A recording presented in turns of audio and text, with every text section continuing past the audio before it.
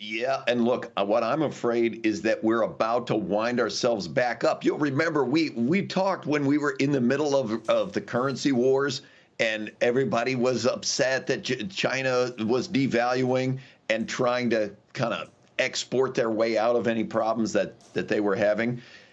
You would think that when the U.S. is having high inflation, the dollar would be going down, but the dollar's going up. We're setting kind of unprecedented record levels because the world is recognizing, well, maybe the U.S. is going to try to confront this. Fed and the interest rates in the U.S. are going to confront this problem perhaps faster than is happening in the rest of the world. But I'm afraid that over the next year, if we stay on this path, we're going to wind ourselves back up into a kind of a trade war scenario where it's this quiet currency war and other countries try to export their out of their problems and kind of send the problems onto the U.S. Carlos, how should we be reacting? If the dollar gets too strong and we're already slowing down, then you got all the currency headwinds, and it could present problems for us in this country based on what Europe does, and obviously keep going east of there. For sure. And as economies, emerging economies, developing economies, as they devalue, that's not a good thing for them. They may be able to export more, but imports cost more. Devaluations are typically a sign of coming inflation.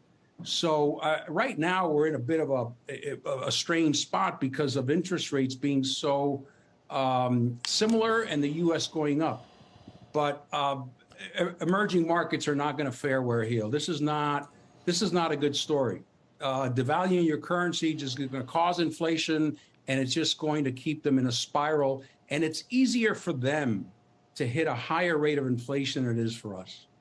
Austan, who do we rely on to help with this? Just the Fed? What can the Biden administration do?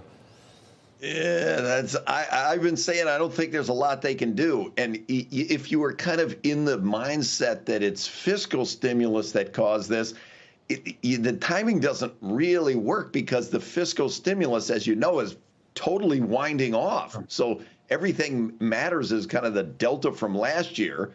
And last year we had a big plus, but now this year we're having a big minus.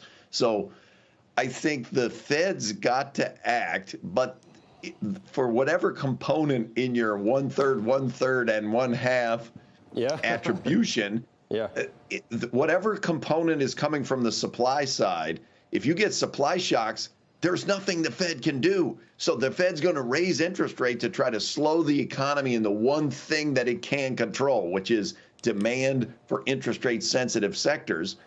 But what if that's not what's causing the inflation? Then they can slow that down, but that generates a stagflation environment. So I think this CPI number today is really going to sober the Fed up. You never want to conclude too much from just 1 month, but if we get several months like that where the core inflation is not coming down at all, and if anything is going up, the Fed they're gonna be trying to contact the tarot card readers, and we got to go get the ghost of Paul Volcker on this.